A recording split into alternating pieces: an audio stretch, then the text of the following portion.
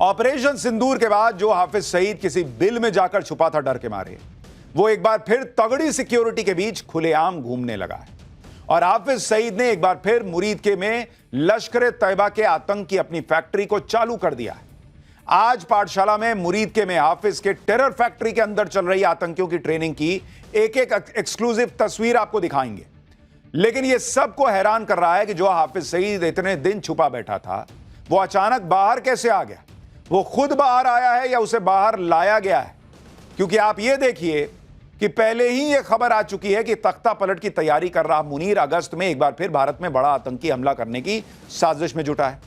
अब या तो मुनीर ने हाफिज सईद को भारत पर आतंकी हमला करने के लिए बाहर निकाला है, या फिर मुनीर की कोई और प्लानिंग है। हाफिज सईद को बिल से निकालकर असीम मुनीर का असली गेम क्या है, आज पाठशाला में इसके बारे में भी आपको बताऊंगा। लेकिन हाफिज सईद बिल से बाहर आया है, क्या अब उसका मरना तय है? क्या अज्ञात हमलावर उसको भी ठोक देंगे? क्या होने वाला है हाफिज सईद के साथ? एक ट्रेलर देखिए, फिर पूरा विस्तार से बताता हूं।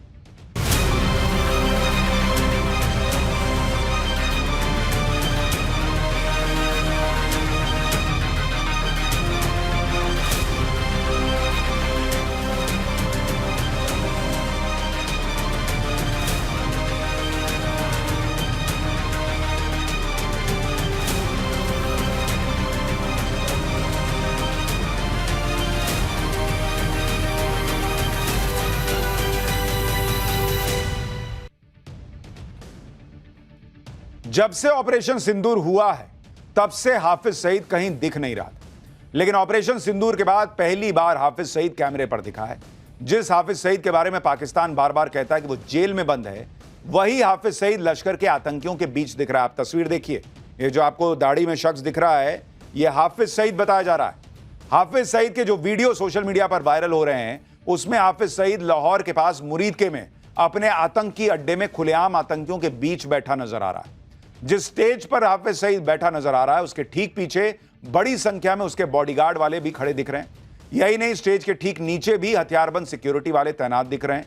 पाकिस्तान में कैसे हाफिज सईद का गुणगान हो रहा है, एक बार ये देखिए, फिर आपको बताऊंगा आखिर क्यों हाफिज सईद को असीम मुनीर ने बिल से बाहर निकाला है। यानी हाफिज सईद की शान में कसीदे पढ़े जा रहे हैं। हाफिज सईद वो आतंकी है जिसका अचानक सामने आना सबको हैरान भी कर रहा है, क्योंकि सब जानते हैं कि हाफिज सईद को बिल से बाहर निकालने का मतलब है किसी भी वक्त हाफिज के साथ कुछ भी हो सकता है। क्योंकि एक तरफ भारत के सीधे टारगेट पर हाफिज सईद है, दूसरी तरफ पाकिस्तान में अज्ञात हमलावर घूमते ही रहते हैं, जो हाफिज सईद जैसे आतंकियों को देखते ही ठोक देने की फिराक में रहते हैं। क्या हाफिज सईद को इसलिए बाहर निकाला गया है कि अज्ञात हमलावर उसे ठोक दें? क्योंकि पिछले कुछ महीनों में हाफिज के कई करीबियों को अज्ञात हमलावरों ने निपटा दिया। जैसे एक हफ्ते पहले ही पाकिस्तान के दीर में अज्ञात हमलावरों ने हाफिज के बेहद करीबी आतंकी मुफ्ती हबीबुल्लाह हक्कानी की गोली मारकर हत्या कर दी। इससे पहले मई में हाफिज के एक और करीबी आतंकी अबू सैफुल्लाह की गोली मारकर हत्या हो चुकी है। मई में ही लश्कर के को फाउंडर और हाफिज के करीबी अमीर हमजा को गोली मार दी गई थी, जो अब भी लाहौर के मिलिट्री हॉस्पिटल में आखिरी सांसें गिन रहा है। मार्च में लश्कर तैयबा के फाइनेंसर अब्दुल रहमान को कराची में अज्ञात हमलावरों ने ढेर कर दिया था। अब्दुल रहमान को भी हाफिज का करीबी माना जाता है। मार्च में ही लश्कर के टॉप कमांडर और हाफिज का करीबी आतंकी अबू कताल भी अज्ञात हमलावरों की गोलियों का निशाना बना था। ऐसे में सवाल उठ रहा है कि ऐसे खतरे के बीच हाफिज सईद को बाहर निकालने के पीछे असीम मुनीर का प्लान क्या है, और इस पर बड़ी चर्चा हो रही है। क्या ये मुनीर खुद चाहता कि हाफिज सईद बाहर निकले और कोई उसे ठोक दे? ये बात कितनी सच है, इसके बारे में आगे बताऊंगा। पहले यह देख लीजिए कि कैसे असीम मुनीर पाकिस्तान के उस आतंक को फिर से अपने पैरों पर खड़ा कर रहा है जिस आतंक के हाथ पैर भारत ने तोड़ दिए थे। इसके लिए हाफिज सईद जैसे आतंकियों के टेरर कैंप एक्टिवेट किए जा रहे हैं। मुरीद के में लश्कर के हेडक्वार्टर मरकज तैयबा में आतंकी छोटे छोटे ग्रुप्स में ट्रेनिंग लेते दिखाई दे रहे हैं, वो भी कैमरे के सामने। हाफिज के टेरर कैंप की एक्सक्लूसिव तस्वीरें आपको दिखा रहा हूं। आतंकियों को पहाड़ी नालों को पार करने के लिए लॉन्ग जंप और दूसरी तरह की ट्रेनिंग दी जा रही है, जिसमें आग के गोले के अंदर से कूदने की ट्रेनिंग भी शामिल है। ट्रेनिंग कैंप में लश्कर के आतंकियों को हाथ पीछे बांधकर तैरने की ट्रेनिंग भी दी जा रही है। यही नहीं, आतंकियों के लिए तलवारबाजी से लेकर मार्शल आर्ट्स तक की ट्रेनिंग का इंतजाम किया गया है। अब इस तस्वीर को देखिए, इसमें लश्कर के कई आतंकी ऊंचाई से पानी में कूदने की प्रैक्टिस करते नजर आ रहे हैं। आतंकियों को घुड़सवारी सिखाने के लिए लश्कर के हेडक्वार्टर्स में घोड़े भी बंधे हुए नजर आ रहे हैं। लश्कर की टेरर फैक्ट्री में पोर्टेबल बोट्स भी रखी नजर आ रही हैं, जरूरत पड़ने पर इन बोट्स में आसानी से हवा भरकर नदी या नाले को पार किया जा सकता है। इन बोट्स के साथ कुछ आतंकी खड़े भी दिख रहे हैं। यही नहीं, हाफिज की टेरर फैक्ट्री में ऑक्सीजन सिलेंडर और लकड़ी काटने वाली मशीनें भी नजर आ रही। अब इस तस्वीर को देखिए जिसमें छोटे छोटे बच्चों के हाथ में खतरनाक हथियार पकड़ा दिए गए। असीम मुनीर अपने काम में तो जुटा है, लेकिन बड़ा सवाल यह है कि इसके लिए उसे हाफिज सईद को बिल से निकालने की जरूरत क्या पड़ी। क्या हाफिज सईद को मुनीर ने मरने के लिए निकलवाया है? इस बात की भी चर्चा हो रही है और यह बहुत मुमकिन भी है, क्योंकि आप यह देखिए कि मुनीर ने हाफिज का उत्तराधिकारी तो तैयार करवा लिया है। सैफुल्ला कसूरी जो पहलगाम का मास्टरमाइंड है, वो दूसरा हाफिज तो बन ही चुका, हमने आपको दिखाया था। आतंकी हाफिज सईद की टेरर फैक्ट्री में आतंकियों की ट्रेनिंग ने आतंकवाद पर एक बार फिर पाकिस्तान को बेनकाब किया है, क्योंकि तस्वीरें इस बात की गवाही दे रही कि लश्कर तैयबा के जिस हेडक्वार्टर को भारत ने ऑपरेशन सिंदूर में खंडर बना दिया था, कुछ ही महीनों में मुनीर के इशारे पर पाकिस्तान सरकार ने उसे फिर से खड़ा किया है और आतंकवाद को लेकर अपने मंसूबे जाहिर कर दिए। हालांकि पाकिस्तान से इससे ज्यादा की उम्मीद की भी नहीं जा सकती, क्योंकि ऑपरेशन सिंदूर के तुरंत बाद पाकिस्तान सरकार लश्कर की टेरर फैक्ट्री को लेकर अपने इरादे साफ कर चुकी थी। हालांकि ऑपरेशन सिंदूर में भारत ने लश्कर के कैंप पर जिस तरह मिसाइलें बरसाई थी, उसमें लश्कर के कई कमांडर पहले ही मिट्टी में मिल चुके हैं। इसलिए हाफिज सईद ने अपनी टेरर फैक्ट्री की कमान लश्कर के नए टॉप कमांडर अबू जार को सौंपी। अबू जार ही मुरीद के में मरकज तैयबा की सिक्योरिटी और वहां के आतंकियों की ट्रेनिंग का इंतजाम देख रहा है। मुरीद के में ट्रेनिंग लेने वाले आतंकियों में से बेस्ट परफॉर्मेंस वाले आतंकियों को सेलेक्ट करके पीओके भेजा जाता है। पीओके में इन आतंकियों को पाकिस्तान की सेना एडवांस्ड मिलिट्री ट्रेनिंग देती है और भारत में आतंकी हमला करने के लिए एलओसी के पार भेजती है। आतंकी हाफिज सईद को ऐसे वक्त में बिल से बाहर निकाला गया है जब पाकिस्तान में तख्ता पलट की अटकलें जोर पकड़ रही।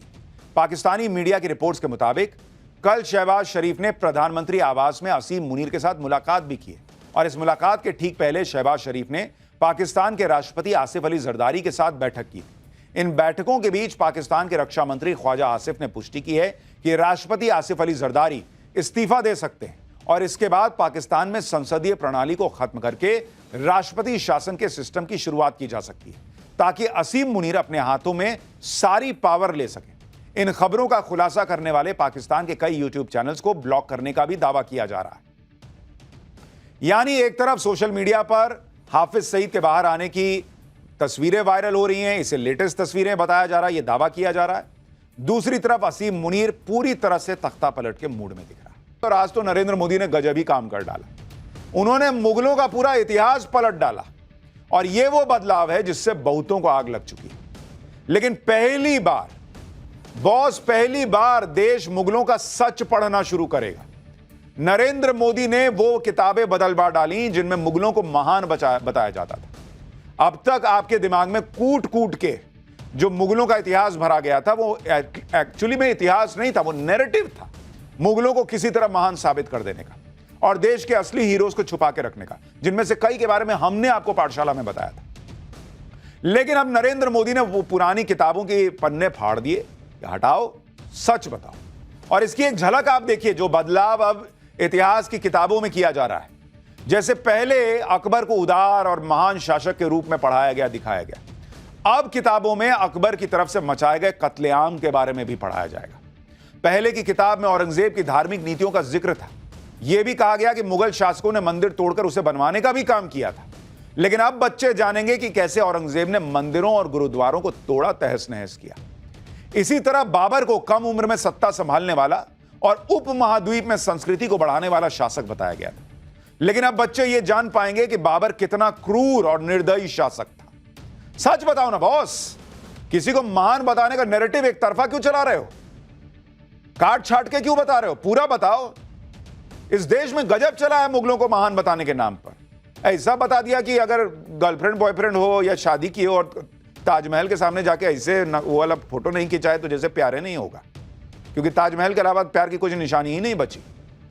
इतिहास की किताबों में मुगलों के बारे में और क्या क्या बदल डाला गया है, ये डिटेल में आपको आगे बताऊंगा। लेकिन पहले ये देख लीजिए कि एक तरफ नरेंद्र मोदी बदलाव पर बदलाव किए जा रहे हैं और कांग्रेस कैसे बदलने को तैयार नहीं।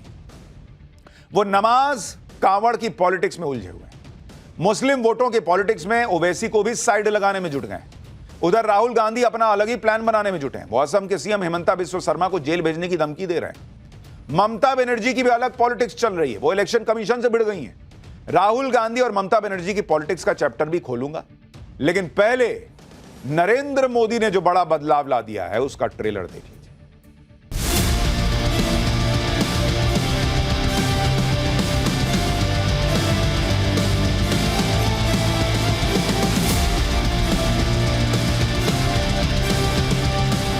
सरकार आपकी है, मैंने कहा ना, जो चाहे आप कर सकते हैं करिए, जो आपको अच्छा लगता है, परंतु हिस्ट्री के पन्नों को मिटाया नहीं जा सकता।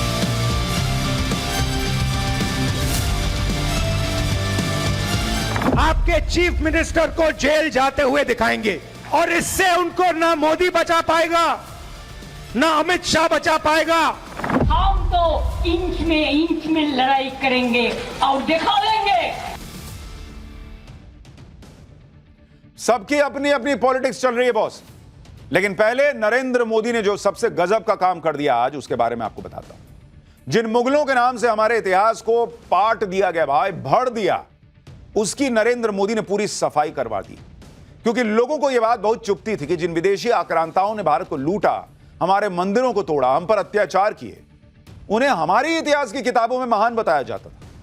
इन अत्याचारियों को महान बताने वाले चैप्टर स्कूल्स में पढ़ाए जाते थे। जब हमने पाठशाला में मुगलों का इतिहास, सच्चा इतिहास बताना शुरू किया कि ये तो आक्रांता थे, ये तो अपने बाप को जेल में कैद कर देने वाले थे, ये तो मंदिर तोड़ने वाले थे, तो कई लोग शॉक्ड रह जाते थे कि अरे बाप रे, ये सब तो हमको पता ही नहीं था, पाठशाला से पता चला।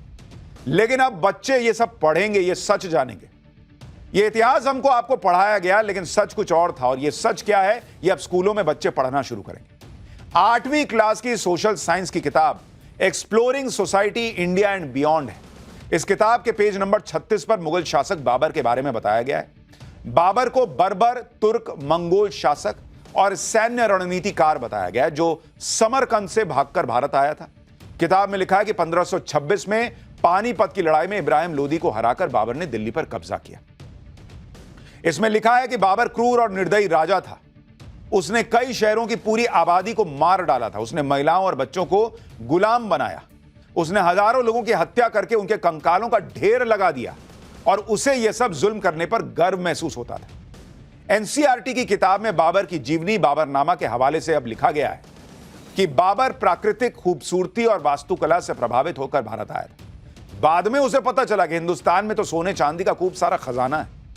भारत की दौलत से प्रभावित होकर उसने वापस जाने की बजाय भारत पर राज करने का फैसला किया। आप सोचिए, जिस बाबर का मकसद ही भारत को लूटना था, जो हिंदुओं का नरसंहार करने पर गर्व महसूस करता था, उसके बारे में अब तक क्या पढ़ाया जाता रहा। 8वीं क्लास की एनसीईआरटी की पुरानी किताब है भारत की खोज, जो पिछले साल तक स्कूलों में पढ़ाई जा रही थी। उसमें बाबर के बारे में क्या लिखा था आपको पता है? कि बाबर का व्यक्तित्व आकर्षक था, वो नई जागृति का शहजादा था। बाबर बहादुर और साहसी था, जो कला, साहित्य और अच्छे रहन सहन का शौकीन था। ये पढ़ रहे थे हमारे आपके बच्चे कि बाप रे बाप, बाबर बहुत अद्भुत था, हिंदुओं को मार मार के कंकाल का ढेर लगा दिया। ये पढ़ाने में शर्म आती थी, और शर्म आती थी तो पढ़ा कह रहे थे। बाबर भारत को लूटने के लिए रुका था, ये बताने में शर्म आती थी तो पढ़ा कह रहे थे। अभी तक स्कूलों में बच्चों को बाबर की तरह ही अकबर के बारे में भी बताया गया। नरेंद्र मोदी ने वो भी चेंज कर दिया कि सच बताओ। अभी तक क्या सुना आपने कि भाई अकबर बहुत महान राजा था, अकबर द ग्रेट। लेकिन एनसीईआरटी की किताब में जो नया चैप्टर जोड़ा गया है, उसमें अकबर का कैसा चरित्र चित्रण किया गया है, अब आप इसको सुनिए। किताब में लिखा गया है कि अकबर का शासन क्रूरता और सहिष्णुता का मिश्रण था। यानी जब जैसी जरूरत पड़ी उसी हिसाब से अकबर ने अपना रंग दिखाया, कभी क्रूर रहा तो कभी सहिष्णु। किताब में यह भी लिखा गया है कि सन 1568 में चित्तौड़ के किले की घेराबंदी के दौरान अकबर ने लगभग 30,000 नागरिकों की हत्या कर दी थी और बचे हुए महिलाओं और बच्चों को गुलाम बनाने का आदेश दिया था। इसी जीत के बाद अकबर ने एक चिट्ठी लिखी थी, जिसका जिक्र भी किताब में किया गया है, जिसमें अकबर ने विजय संदेश दिया था और लिखा था कि हमने काफिरों के कई किलों, शहरों को जीतने में कामयाबी हासिल की है और हमने वहां इस्लाम स्थापित किया। खून की प्यासी हमारे तलवारों से हमने उनके दिमाग से अश्रद्धा को खत्म कर दिया है। हमने वहां से और बाकी पूरे हिंदुस्तान में मंदिरों को बर्बाद कर दिया। यह अकबर ने लिखा था, विजय संदेश। हिंदुओं को काफिर बता रहा है, खुशी खुशी बता रहा है कि मार दिए, खत्म कर दिए काफिरों को। और वो अकबर पढ़ाया गया कि अरे बहुत महान था, अकबर द ग्रेट था। नरेंद्र मोदी ने अब जाकर उसको बदला है कि पढ़ाओ ना भाई, पढ़ाओ कि अकबर ने जो अच्छा किया उसको भी बताओ, लेकिन ये तो बताओ कि कैसा था। एनसीईआरटी की नई किताब में यह भी बताया गया कि अकबर सहिष्णु क्यों था, जिसके लिए अकबरनामा का संदर्भ लिया गया है, जिसमें अकबर ने लिखा था कि पहले वो लोगों को अपने धर्म में जबरन लाकर इस्लाम कबूल करवाता था, लेकिन जैसे जैसे ज्ञान बढ़ा उसे शर्म आने लगी। अकबर ने लिखा था कि जब वो खुद मुस्लिम नहीं था तो दूसरों को जबरदस्ती मुसलमान बनाना अनुचित था। किताब में यह भी लिखा गया है कि अकबर ने अपने 50 साल के शासनकाल के आखिरी 15 सालों में दोबारा से क्रूर नीतियों को अपनाया और कश्मीर और सिंध से लेकर अफगानिस्तान तक सैन्य अभियान चलाए। यह अकबर की वो सच्चाई है जो अब बच्चे पढ़ेंगे, फिर डिसाइड करें कि महान द ग्रेट अकबर मानना है या नहीं मानना है, लेकिन पूरा तो बताओ। अब आपको मैं एनसीईआरटी की 8वीं की पुरानी किताब भारत की खोज का वो चैप्टर दिखाता हूं जिसमें अकबर के बारे में लिखा गया था कि अकबर का व्यक्तित्व अपने दादा बाबर से भी ज्यादा आकर्षक था। अरे वो बहुत बहादुर, दुस्साहसी, योग्य सेना नायक और इसके अलावा वो विनम्र और दयालु था, आदर्शवादी था। पढ़िए ना भाई, सामने लिखा है। और स्वप्नदर्शी था। अकबर लोगों के दिल और दिमाग पर विजय हासिल करना चाहता था। आप सोचिए, आजादी के बाद से लेकर अब तक क्या पढ़ाया गया है। मुगल शासकों के बारे में यही बातें बच्चों को पढ़ाई जाती रही और उन्हें ग्रेट बनाकर ऐसे पेश किया जा रहा था जैसे वो नहीं होते तो पता नहीं हिंदुस्तान का क्या ही होता। एनसीईआरटी की किताब में सबसे विवादित मुगल शासक औरंगजेब का भी जिक्र है। मुगल इतिहास के अपडेटेड वर्जन में औरंगजेब के बारे में लिखा गया है कि कुछ विद्वानों का तर्क है कि वो राजनीतिक मकसद से काम करता था और उसने कई मंदिरों को अनुदान और सुरक्षा दी थी। हालांकि उसके फरमान यानी आदेश उसके व्यक्तिगत धार्मिक मकसद को साफ दिखाते हैं। उसने स्कूलों और मंदिरों को ध्वस्त करने का आदेश दिया था। औरंगजेब ने बनारस, मथुरा, सोमनाथ समेत कई जैन मंदिरों और गुरुद्वारों को नष्ट करने का आदेश दिया था। औरंगजेब वो मुगल शासक था जो सबसे क्रूर और निर्दयी था, जिसने अपने भाई दारा शिकोह तक की हत्या करवा दी, जिसने अपने पिता को कैद में रखा हुआ था और हिंदुओं पर अत्याचार किए अनगिनत। लेकिन हमारे देश में एक ऐसा इकोसिस्टम है जो औरंगजेब का फैन है, उसको आदर्श मानता है अपना। समाजवादी पार्टी के नेता अबू आजमी ने तो कुछ महीने पहले यह कहकर सनसनी मचा दी थी कि औरंगजेब क्रूर शासक था ही नहीं, उसने तो कई मंदिरों के निर्माण करवाए थे। उनके इस बयान पर खूब बवाल मचा था। अब इतिहास की किताबों में औरंगजेब का सच पढ़ाए जाने की खबर से अबू आजमी को फिर तकलीफ हो रही है। वो इसका विरोध कर रहे हैं। सुनिए समाजवादी पार्टी के नेता अबू आजमी क्या कह रहे हैं, फिर आपको आगे बताता हूं। किसी भी राजा, किसी भी बादशाह के बारे में दोनों सिक्के के दोनों पहलू दिखाइए ना आप दिखाइए कि क्या हुआ इसमें। सिर्फ नफरत नफरत नफरत, और वजह क्या उसकी हो सकती है। बहुत बड़े हिस्टोरियन लोग हैं, आप सबकी किताबें पढ़ लीजिए आप, वो लोग क्या बोलते हैं उन बादशाहों के बारे में, उन राजाओं के बारे में। अब आप जो है सिर्फ एक हिंदू मुस्लिम करके नफरत फैलाना है, तो मुझे कोई वो नहीं है, क्योंकि सरकार आपकी है। मैंने कहा ना, जो चाहे आप कर सकते हैं, करिए जो आपको अच्छा लगता है, परंतु हिस्ट्री के पन्नों को मिटाया नहीं जा सकता। अबू आजमी सही कह रहे हैं, हिस्ट्री के पन्नों को मिटाया नहीं जा सकता, लेकिन छुपाया जा सकता है, जैसे इतने साल तक छुपाया गया। और कह रहे दोनों साइड पढ़ाइए। अरे बॉस, दोनों साइड तो अब पढ़ाना शुरू हुआ।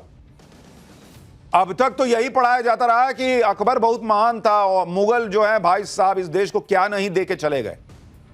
कितने हिंदू राजाओं का नाम पता है इस देश में? बच्चों को जरा पूछिएगा। अकबर तो लोगों को पता है, शाहजहां पता है, बाबर पता है, औरंगजेब पता है।